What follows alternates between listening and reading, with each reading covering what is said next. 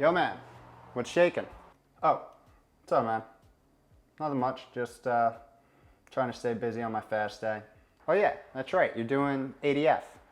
How's that treating you? Yeah, I mean, it kind of morphed since, but went to a 2 and 5, then a 1 and 6, then an ETRF, then an OMAD 1 and 6.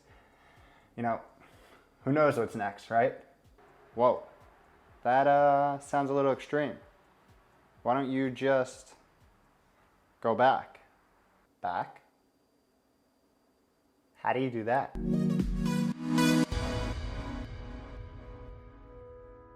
Yo!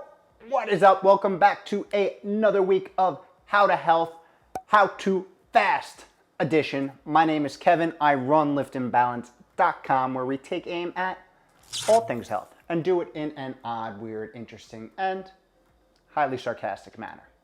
Today, we're going to touch on those transition periods.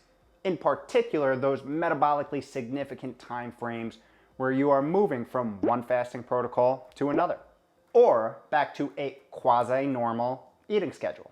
But let's be honest, we all know after reaping the benefits of intermittent fasting or time-restricted feeding, the old fly-by-the-edge-of-your-seat eating ain't an option no more.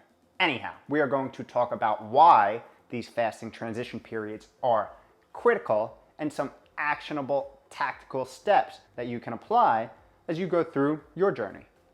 So let's get going. As you may or may not have known, I've experimented with quite a few different fasting protocols over the last 3 years, starting with the typical 16-8, moving to an 18-6, then mixing in early time restricted feeding, soon going to a 2 meal a day, and then to a OMAD or 1 meal a day, and of course, alternate day fasting, with a few bi-yearly 7-day water-only fasts thrown in the mix. And after reflecting on this a little bit, I came to the realization that all of these fasting experiments were built and stacked on top of each other. Each time I introduced a new protocol, I was condensing that eating window and increasing my fasting window, which was cool, kind of awesome and exciting. And if you're doing something similar, you get it. But as with everything, there is a limit to how far you can go, or better put, how far you should go. And after my 6-month alternate day fasting stint, which you can check out here, for the first time I was tasked with moving in the opposite direction, decreasing that fasting window, which was a little off script for me. This introduced 2 pattern interrupts into my life.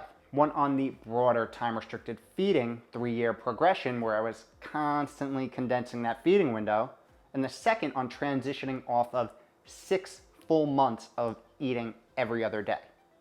Put that in perspective, between my meals I had about 44 hours of fasting. So I thought I'd talk about it, how I approached it, how I planned for the transition, and hopefully you can use some of these tips and steps and apply them to wherever you're at on your current journey. Because let's be honest, the majority of us aren't going to follow a more extreme fasting protocol like ADF for our entire lives, and probably shouldn't. So let's start there. In my eyes, ADF is a protocol that you should use in a cyclical manner. It's a tool to keep the body guessing and to drive some beneficial metabolic changes throughout your body. After diving deep into it for 6 months, I'm thinking that 1 to 3 month stints, 1 to 2 times a year, may be the sweet spot for me. You can be totally different. As we talked about in a bunch of other videos, our body is always in search of homeostasis or balance. And that makes it a master adapter when it comes to change, being able to balance out pretty much all of the interventions that we throw at it: diet, exercise, fasting, and over time make it the new normal. This brings us to that oh so evil term, a plateau, which we talk about here. So let's dig into ADF here and talk about what's most likely happening so we know why we need to have a plan to transition off.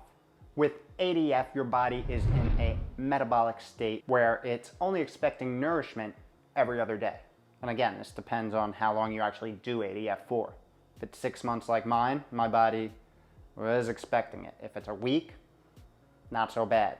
So in being in this metabolic state, it is likely that your body is shifting to an energy conservation model, aka storing more excess energy in anticipation of not having any nourishment for the next 24 plus hours. And this also could very well be lowering your basal metabolic rate, which isn't a bad thing, unless you're trying to lose weight. Now let's envision the day where you stop ADF or take a break.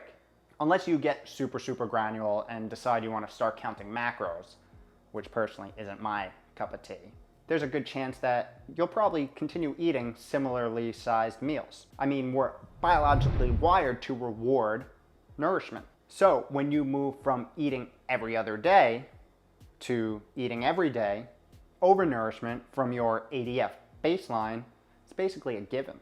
Now, when we combine this overnourishment with our ADF metabolic state, which we just talked about, energy conservation, we have a metabolic conundrum brewing. Think about it. Depending on how long you've been doing ADF, your body is in somewhat of a energy conservation mode. And now, eating every day, you could potentially be consuming, 50% more energy than you did on your ADF protocol. Factor in the lower metabolic rate and the more energy consumption, all other factors staying constant. Sounds like a perfect storm to me, especially if you're focused on making this shrink.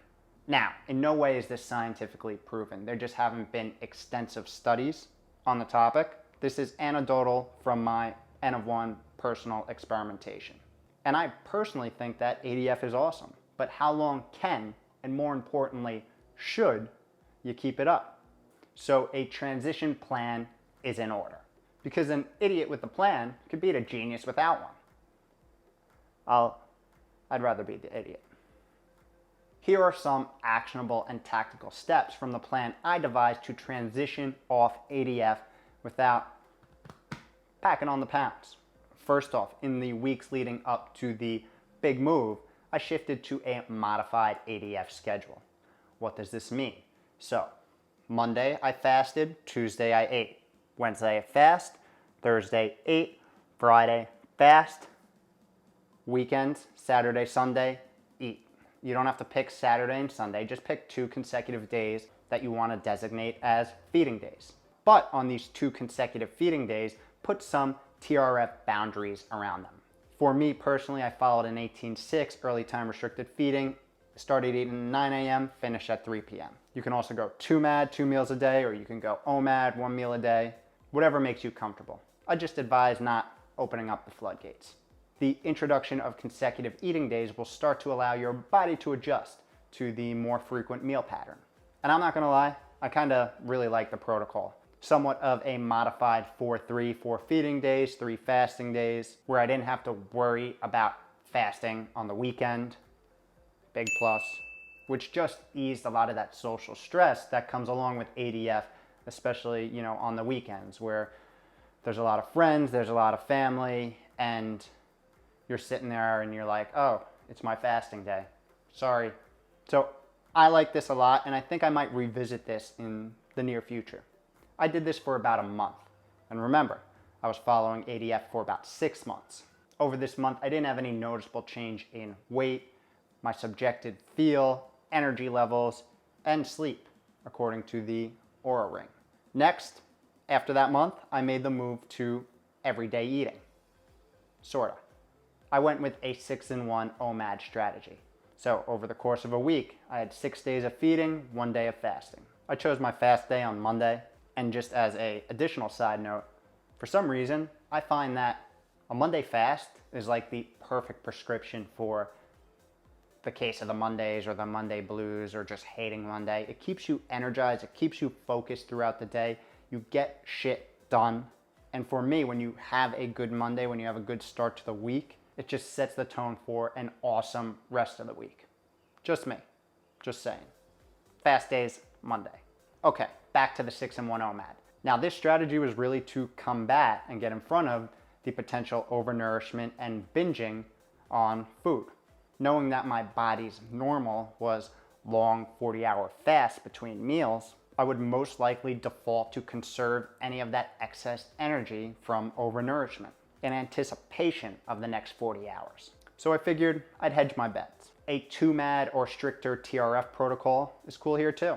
You just want something to guide you through that overnourishment pitfall. Now, despite all this planning, I did see an initial surge in body weight, a net gain of about 7 pounds. That has since tapered off after about 8 weeks of following the 6-in-1 OMAD strategy.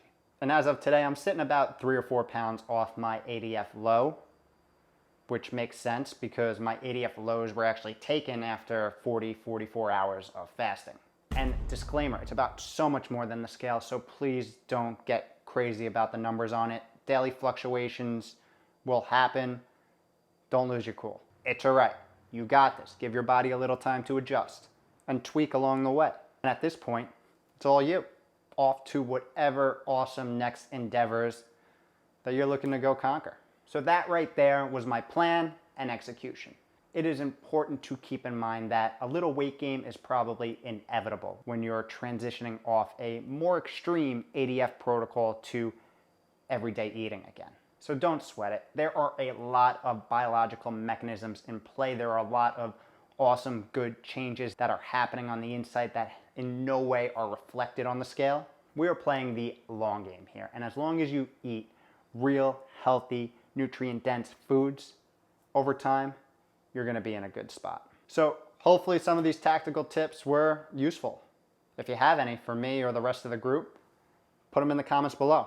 Love to hear them. People helping people. So if you'll excuse me, this idiot right here got a meal to eat. Catch you next week.